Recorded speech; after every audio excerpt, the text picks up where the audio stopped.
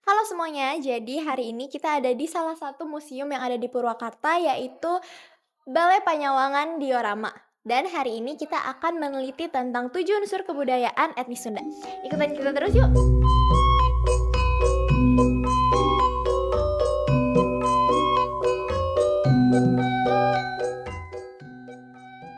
Jadi, menurut naskah Pararaton, Sunda merupakan nama kerajaan. Nah, setelah kerajaan Tarumanegara jatuh, sekitar 930 tahun setelah kejadiannya, tidak banyak diketahui informasi mengenai Tatar Sunda.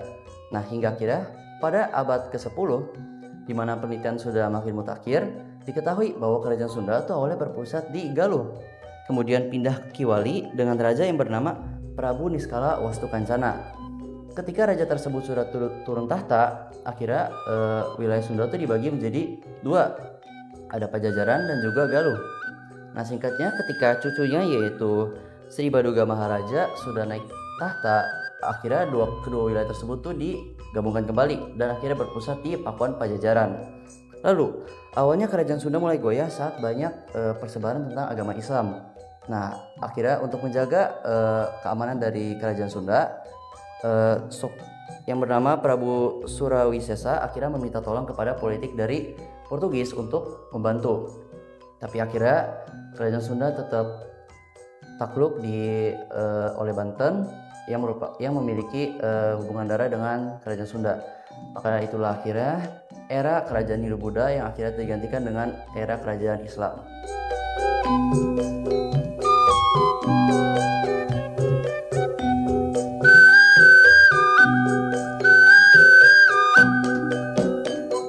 Saya akan menjelaskan tentang karinding. Karinding adalah alat musik tiup tradisional Sunda dari pelepah kawung atau enau. Dimainkan dengan ditempel di bibir dan dipukul, serta dapat dimainkan solo atau berkelompok. Saya akan menjelaskan tentang calung. Calung adalah alat musik tradisional Sunda dari bambu yang merupakan cikal bakal angklung. Dimainkan dengan cara dipukul pada bilah-bilahnya dan menggunakan tangga nada pentatonik, serta memiliki dua bentuk, yaitu calung rantai dan calung jinjing. Nah, sekarang ada alat musik yang bernama angklung. Nah, asal alat musik ini tradisional masyarakat Sunda Jawa Barat dan bahannya terbuat dari bambu. Karakteristiknya bersifat multional, bernada ganda, menghasilkan 2 hingga 4 nada dalam setiap ukurannya. Cara memainkannya digoyangkan sehingga benturan pada bahan pipa bambu menghasilkan bunyi yang bergetar.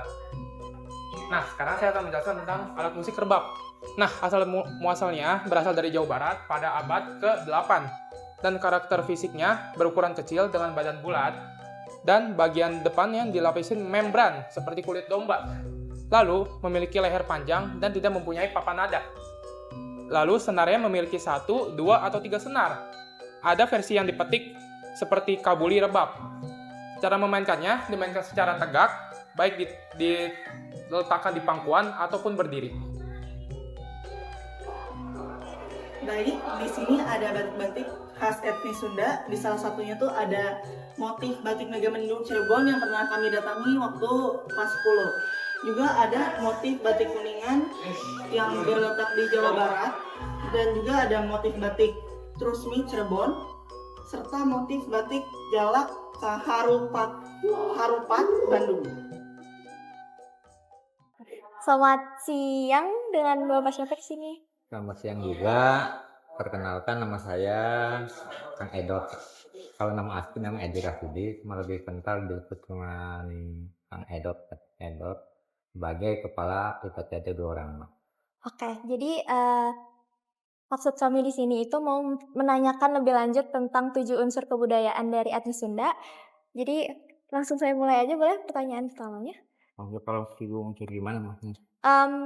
Seputar budaya Sunda kayak misalnya keseniannya. Iya. Iya. Sunda itu sebenarnya kan merupakan kerajaan yang pertama sekali di Nusantara ini. Dulu kerajaan yang pertama Salaka Negara dengan sistem budaya dan pemerintahannya yang lumayan, dia bisa berkembang dan terkenal hingga ke luar negeri. Adapun beberapa peninggalan budayanya Salah satunya melalui kesenian, terus juga tatanan kehidupannya ya, tatanan pemerintahannya, dan banyak lagi sistem peradaban, peradaban Sunda. Masuk pakaian juga khusus.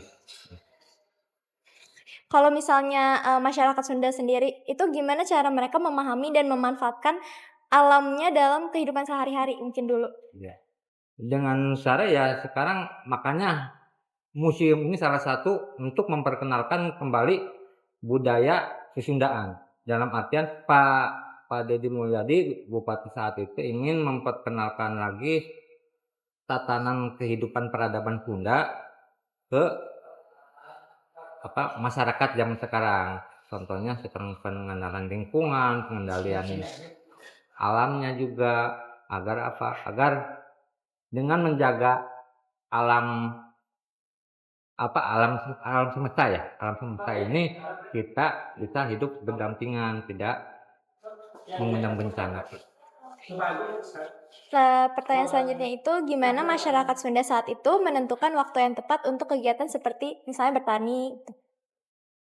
Ya karena kita juga tidak akan terlepas dari unsur alam, itu ya hidup manusia yang sejati, manusia yang manunggal. Dalam arti ada filosofi Sunda, manusia sajati itu manunggal ke lemahnya, manunggal ke cahayanya, manunggal ke panon poenya, dan manunggal ke matahari. Dalam artian harus menyatu dengan alam, dengan yaitu yang terdiri dari unsur alam itu tanah, air, matahari, dan udara gitu. Jadi kita harus bisa mengikuti juga. Sekarang kan musim kemarau, itu saatnya untuk apa? Musim hujan saatnya untuk bagaimana? Jadi kita bisa betul-betul memanfaatkan waktu yang ada dari empat unsur alam itu untuk memulai kehidupan kita. Berarti masyarakat Sunda dulu itu ada tanggal-tanggal khusus nggak buat Ada. Natal? Karena memang kalau menurut kalau tanggalan kan masing-masing juga mungkin sudah ada perhitungannya ya. Termasuk Sunda juga ada almanaknya untuk kalender Sunda, macam Cina juga ada kalender Cina, kalau itu nasional Masehi, dan agama juga ada. Jadi masing-masing sudah dari para leluhurnya sudah menentukan berdasarkan pengetahuan mereka masing-masing. Kalau misalnya nama dari tanggal-tanggal itu sendiri, Ya ada. oh ada. Ya, cuman kalau saya kan tidak memahami, mempelajari sampai sejauh itu ya. Kalau di buku-buku digital memang ada, itu juga ada yang namanya saka apa gitu kan. Masuk dari kalau bahasa juga kan, kalau bahasa Sunda ada hana caraka, data sawala kan udah gitu ada. Jadi baik bahasanya, terus nama-nama itu juga sudah ditentukan oleh para leluhurnya, dan yang sekarang memang jarang dipelajari oleh anak-anak sekarang. Iya. Oke, pertanyaan selanjutnya mungkin, apa aja metode pengobatan tradisional yang digunakan masyarakat Sunda saat itu untuk menjaga kesehatan? Kalau dulu lebih banyak ke namanya pengobatan tradisional ya, memanfaatkan tumbuh-tumbuhan gitu. Ada juga yang jadi intinya memanfaatkan alam, semacam pengobatan untuk misalnya yang luka hanya dari daun apa disembuhkannya kan gitu.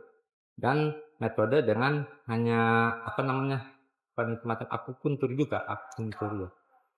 Jadi belum mengenal medis, makanya dia memanfaatkan tumbuh-tumbuhan yang ada di sekitar mereka.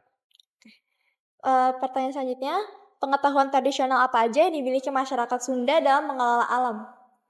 Pengetahuan ya sekarang jadi mulai kan reboisasi kan, jadi dia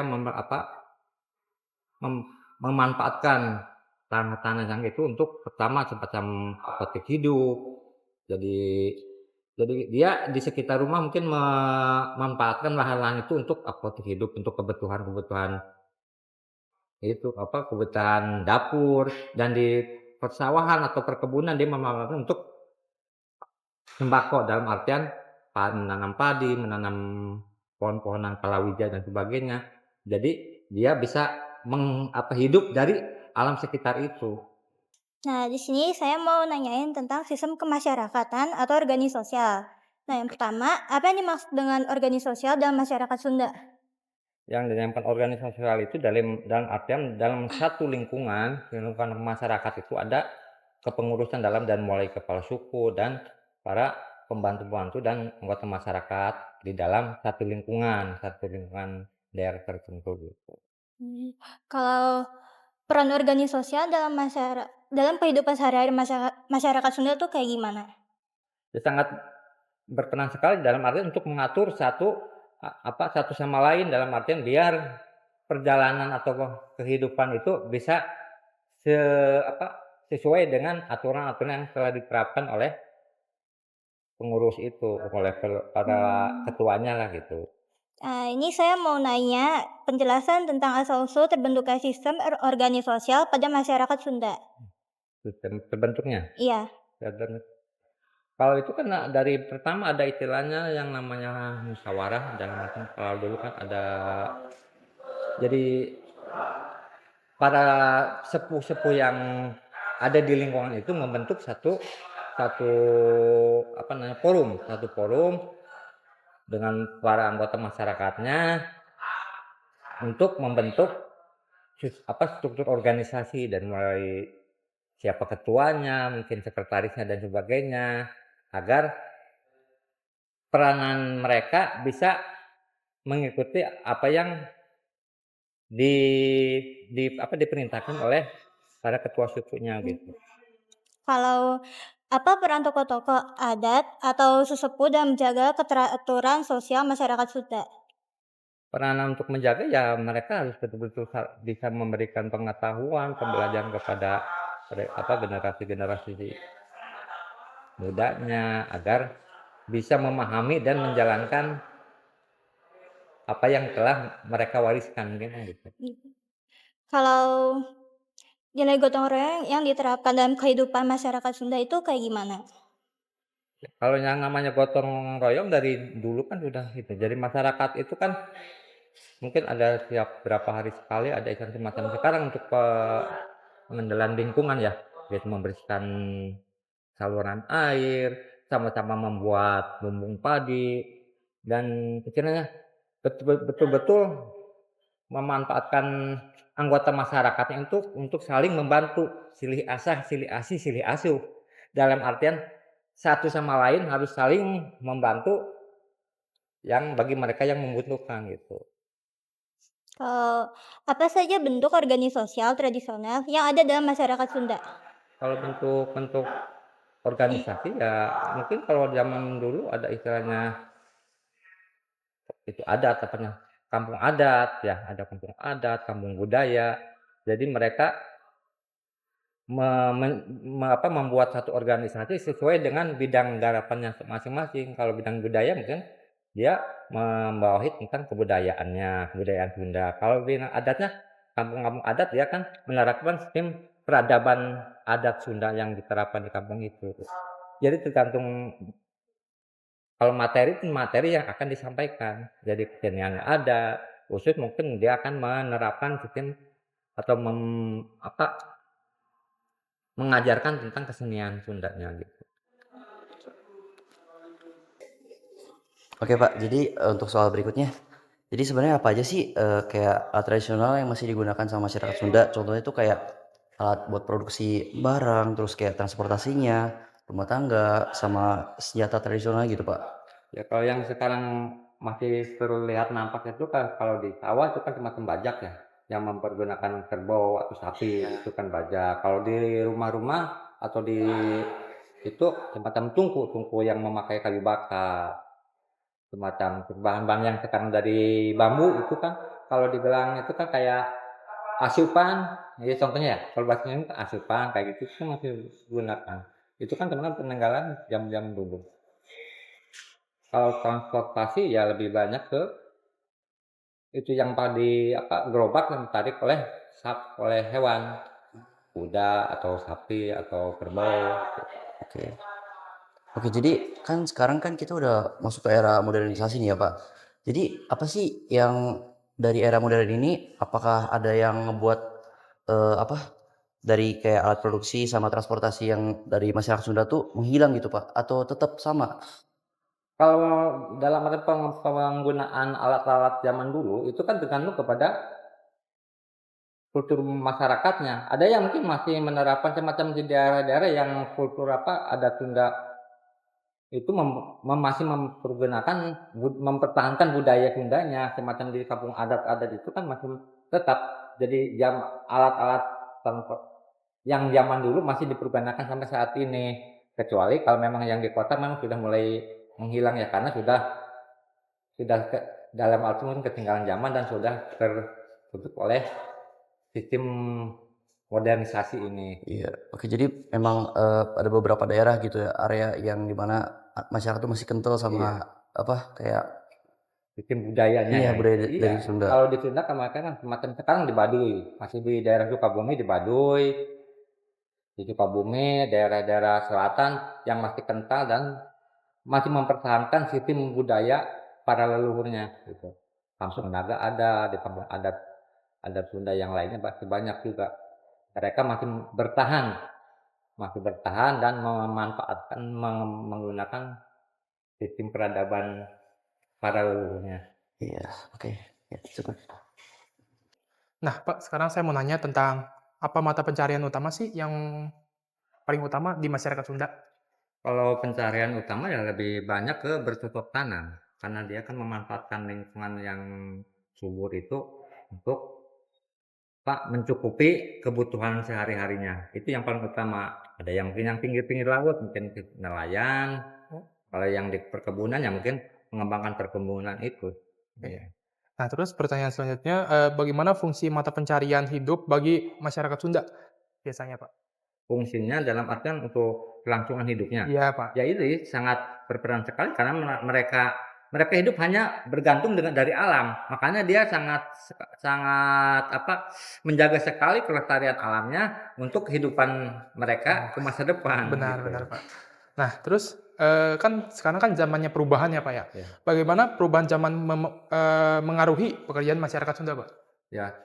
Kalau ini kembali lagi kepada keperadabannya ya. Kalau sekarang Iya, dan benar. sistem pemerintahan. Kalau pemerintahannya masih dalam artian bisa mempertahankan budaya-budaya mereka, tidak semena-mena, tidak menebang pohon dan sebagainya. Mungkin keberlangsungan masyarakat-masyarakat yang masih mempergunakan peradaban itu masih tetap bisa bertahan. Tapi kalau dari sistem sekarang banyak orang-orang yang tidak peduli terhadap lingkungan, merusak tatanan kehidupan yang itu, pasti dengan sendirinya masyarakat Sunda atau orang-orang yang masih di wilayah-wilayah tertentu akan musnah. Oh, gitu. Oke, terima kasih, Bapak. Iya, sama-sama. 1, 2, 3. Oke, Pak. Untuk sistem religi, apa kepercayaan tradisional yang masih dianut oleh sebagian masyarakat Sunda? Dan apa dewa serta roh yang dianut oleh mayoritas masyarakat etnis Sunda? Kalau yang namanya religi kan sebelum adanya kerajaan Sunda itu ada istilah, kalau ada istilah kita animisme dan dinamisme ya, kepercayaan terhadap alam dan itu. Tapi setelah berbeda itu kan kalau di Sunda sendiri ada istilah Sunda Buhun. Dia itu mempercayai bahwa dia terhadap bisa langsung berhubungan dengan penciptanya, sang pencipta gitu. Jadi ada istilah Sunda Buhun gitu. Oke, untuk yang kedua, bagaimana pengaruh agama terhadap budaya dan tradisi Sunda? Sebenarnya kalau budaya dengan agama itu bisa saling walaupun mungkin berbeda ya pemahaman, tapi bisa saling berdampingan dalam artian karena dengan budaya dan agama itu sebenarnya tujuannya sama. Dia mempercayai adanya kepada ketuhanan dan dia juga ikut itu kan lingkungan ke lingkungan alam sekitarnya gitu. Ya bisa. Oke, terima kasih Pak. Apakah upacara adat di Sunda masih sering dilakukan dan apakah kegiatan di Sunda mengalami perubahan dari waktu ke waktu? Kalau ya sistem tradisional masih banyak yang dipergunakan. Semacam sekarang kalau misalnya untuk pernikahan, mau membuat rumah, mau bercocok tanam, masih mempergunakan adat-adat mereka dengan yang contoh-contohnya kita memakai dupa, memberikan sesajen-sesajen itu masih ada yang memang menganut kebudayaan lama tetap diterapkan gitu. Kalau sekarang kan dengan adanya agama-agama yang mulai berkembang itu salah satu saling hanya dipadukan nanti sistem budaya Sundanya dipadukan dengan sistem agama yang diterapkan sekarang gitu. Jadi Semacam yang Islam, kayak hmm, apa? perpaduan antara budaya dan agama. Akulturasi dan Iya, integrasi. hanya yang membedakan mungkin kalau itu kan semacam doa-doanya dan Hmm. tata cara dia kalau dibilang untuk memohon itu tuh bukan hanya itu aja, sistem Hmm.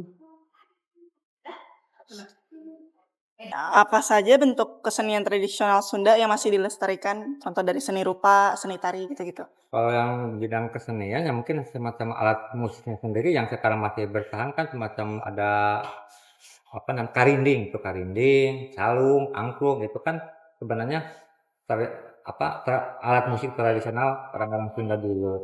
Dan yang sekarang masih tetap bertahan semacam karinding sendiri kan sebenarnya kan alat dulu itu untuk mengusir burung katanya kalau lagi musim padi udah itu. Tapi sekarang dari unsur musik tersebut masih banyak yang dipergunakan sampai saat ini. Apa tantangan terbesar dalam melestarikan seni Sunda saat ini?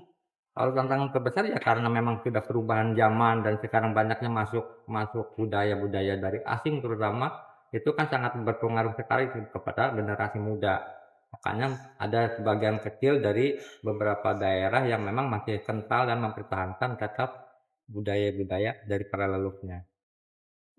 Apakah ada perubahan dalam cara masyarakat menjalankan adat dibandingkan dahulu kala? Ya pasti ada. Karena apa? Karena setiap pemerintahan itu kan mereka memiliki aturan dan itu yang memang harus diterapkan pada masa-masa perubahan kepemimpinannya kan. Kalau sistem Sunda dulu kan ada kepala sukunya yang mengatur aturan begini. Sekarang kan sudah sistem modernisasi di pemerintahan kan udah berubah lagi. Jadi tidak hanya mengurusnya. Kalau suku mereka hanya suku di daerah tersebut. Kalau sekarang kan ada lurahnya, kepala desa, camat, bupati dan sebagainya. Itunya tetap akhirnya aturan-aturan yang mungkin harus diterapkan ada istilahnya perubahan sesuai para pemimpin tersebut gitu. Nah, itu aja. Masih. Apa yang dimaksud dengan bahasa Sunda?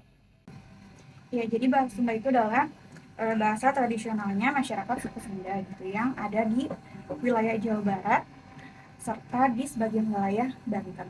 Oke, pertanyaan yang kedua, apa peran dari bahasa Sunda sendiri ke dalam kehidupan sehari-hari masyarakat Sunda?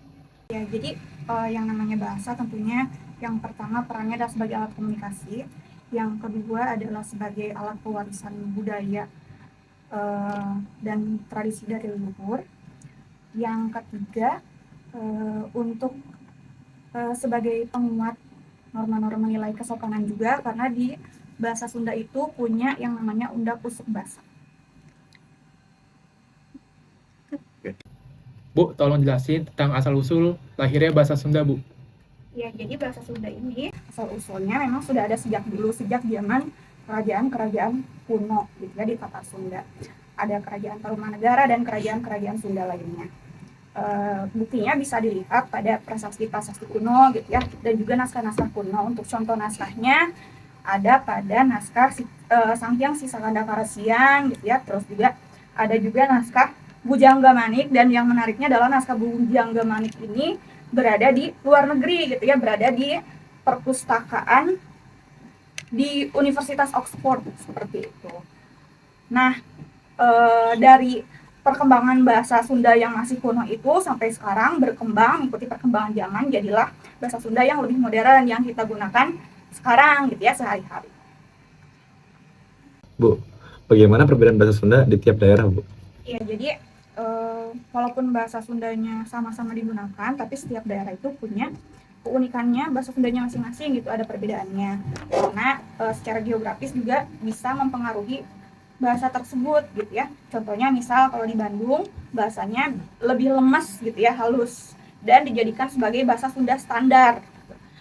Terus juga mungkin di daerah yang berbatasan dengan wilayah suku lain, contohnya wilayah Jawa Tengah gitu ya, ada mungkin Cirebon dan Indramayu. Di situ bahasa Sundanya dipengaruhi oleh bahasa Jawa gitu ya. Terus juga ada juga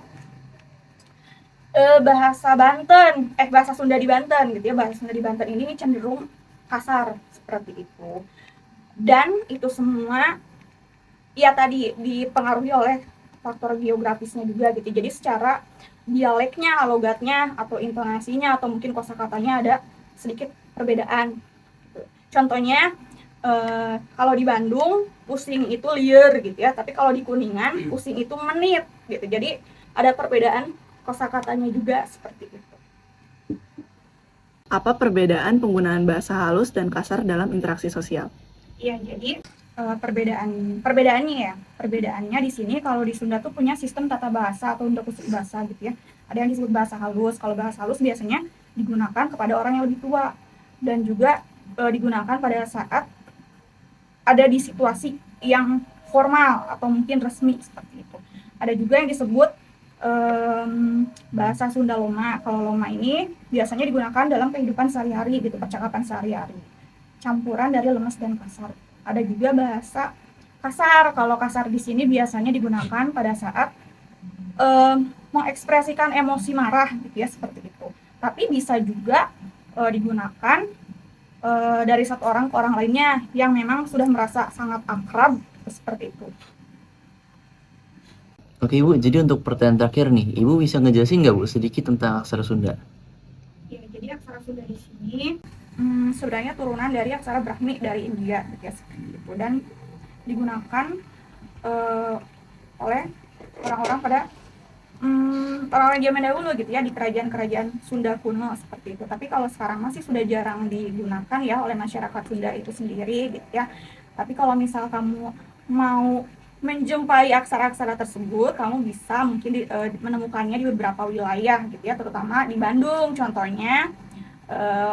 Nama-nama jalannya itu biasanya menggunakan aksara Sunda juga seperti itu. Dan karena penggunaan aksara ini semakin kesini semakin berkurang, maka upaya dari pemerintah dan juga masyarakat lokal supaya bagaimana si aksara ini tidak punah, maka diajarkan di sekolah-sekolah sekarang seperti itu. Halo semuanya, kami kembali lagi di sini di kantin SMA Yoserdaso Karawang ingin mewawancarai salah satu narasumber kami yang mengetahui tentang sistem mata pencarian budaya Sunda. Ayo, selamat pagi Ibu. Saya berbicara dengan Ibu siapa? Ibu Iin. Oh iya. Kami dari kelas 11-3 ingin mewawancarai terkait budaya Sunda. Boleh?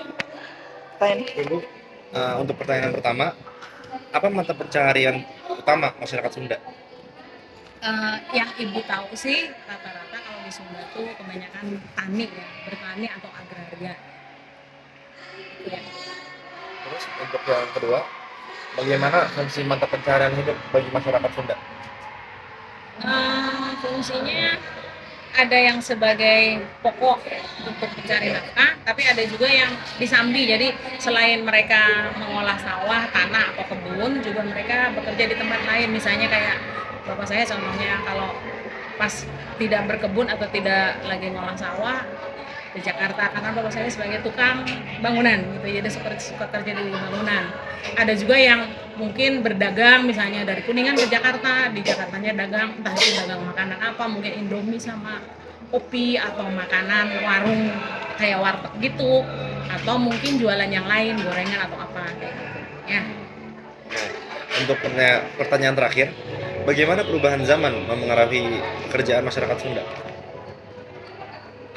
Orang Sunda itu ada juga sih yang kekeh mempertahankan adatnya, kayak yang di Baduy itu ya. Itu kan mereka walaupun udah beradaptasi sedikit, tapi mereka tetap mempertahankan adat istiadat tradisinya. Kemudian tapi di sisi lain juga ada yang keluar ya, belajar, dan mungkin ada yang menjadi guru, ada yang menjadi dosen, ada yang menjadi tenaga kesehatan gitu. Jadi dengan adanya perubahan zaman ini mungkin tidak semuanya berkebun ya, karena kan kebun dan sawah juga lama-lama akan habis kan, lama-lama habis, berkurang jumlahnya. Kemudian dengan adanya seperti itu ya orang mulai berpikir juga ternyata harus beralih profesi gitu, nggak hanya berkebun, nggak hanya bersawah, tetapi juga harus mencari celah lain yang kira-kira bisa ya, mereka meningkatkan dengan pendidikan ya. Sudah cukup banyak sih ya. Ya, mungkin itu saja yang kami tanyakan. Terima kasih, Bu. Berikutnya ada sistem kemasyarakatan. Masyarakat Sunda menggunakan sistem kekerabatan, yaitu parental atau bilateral. Mereka mengikuti garis keturunannya, yaitu orang tuanya, yaitu ibu dan bapak. Dalam keluarga Sunda, bapak itu bertindak sebagai kepala keluarga, dan dalam ikatan keluarga mereka itu sangat kuat. Mereka harus mengikuti agamanya dan adat istiadatnya. Nah, selanjutnya saya di sini akan menjelaskan tentang sistem religi dari masyarakat etnis Sunda. Jadi, sistem religi asli masyarakat Sunda yaitu adalah Sunda Wiwitan. Sunda Wiwitan adalah kepercayaan asli masyarakat Sunda yang menganut Sang Hyang Kersa sebagai kekuasaan tertingginya. Nah, kepercayaan ini masih bertahan hingga sekarang karena adanya komitmen kuat dari masyarakat adat untuk menjaga tradisi leluhur. Nah, meski Sunda Wiwitan ini menghadapi banyak tantangan sosial, tapi kepercayaan ini masih relevan karena dia menekan ulang. Jadi, meski kepercayaan Sunda Wiwitan ini mengalami banyak tantangan sosial, namun kepercayaan ini masih relevan kepada kehidupan masyarakat sehari-hari. Karena kepercayaan ini menekankan nilai spiritual, keseimbangan hidup, dan penghormatan terhadap alam. Saya akan menjelaskan mengenai kesenian dalam tradisi Sunda. Menurut para ahli, kesenian adalah salah satu kebudayaan. Kesenian Sunda adalah salah satu kebudayaan tertua yang ada di Tatar Nusantara. Salah satu tradisi atau upacara yang sampai saat ini masih dilestarikan oleh masyarakat Sunda, khususnya di Jawa Barat, adalah upacara Saren Tahun. Upacara Saren Tahun ini berasal dari dua kata, yaitu Saren dan Tahun. Saren artinya menyerahkan, sedangkan Tahun artinya tahun. Mengapa upacara ini masih dilestarikan oleh masyarakat Sunda? Karena upacara ini masih dilestarikan oleh masyarakat Sunda karena masyarakat Sunda meyakini bahwa upacara Saren Tahun ini bukan hanya sekedar upacara biasa. Upacara Saren Tahun ini mengandung arti penghormatan kepada leluhur dan makna-makna spiritual lainnya. Sedangkan menurut mitos-mitos yang beredar pada daerah Sunda, bila suatu kampung adat tidak melaksanakan upacara Saren Tahun ini, maka hasil panen mereka di tahun itu akan menjadi kurang baik hasilnya. Dari peristiwa-peristiwa ini, kita dapat mengambil satu pelajaran penting bahwa dalam suatu kehidupan kita harus pula memiliki keselarasan dengan alam dan menyerahkan tahun yang baru itu kepada Tuhan yang Maha Kuasa. Teknologi yang ada di ras Sunda sangatlah kreatif. Mereka memanfaatkan bahan alam seperti bambu, kayu, dan lain-lainnya untuk menjadikan rumah panggung yang itu menahan gempa dan menahan banjir. Dan dia juga menahan hama dan berbagai jenis serangga lainnya. Mata pencaharian di masyarakat Sunda, umumnya di Jawa Barat, itu adalah pertanian dan perdagangan. Karena di sana banyak area pesawahan dan area pegunungan. Di daerah perkotaan, masyarakat Sunda juga umum di bidang jasa, pendidikan, dan pemerintahan. Beberapa masyarakat Sunda memiliki kemampuan khas di bidang kuliner yang membuat mereka menjadikan kuliner sebagai bidang yang mereka minati dan mereka menjadikan itu sebagai bisnis. Jadi masyarakat Sunda biasanya memanfaatkan lahan-lahan yang ada di sekitar rumahnya untuk melakukan kegiatan pertanian yang didukung dengan 4 unsur alam yang dipercayanya, yaitu matahari, angin, air, dan tanah untuk mendukung kegiatan pertanian. Penggunaan tingkat tutur ini mencerminkan nilai sopan santun, rasa hormat, serta kesadaran akan posisi sosial dalam masyarakat. Dengan demikian, bahasa Sunda tidak hanya menyampaikan makna, tetapi juga membentuk sikap dan etika dalam berinteraksi. Melestarikan 7 unsur kebudayaan Sunda merupakan langkah nyata untuk menjaga jati diri agar tetap hidup dan tidak hilang di telan zaman.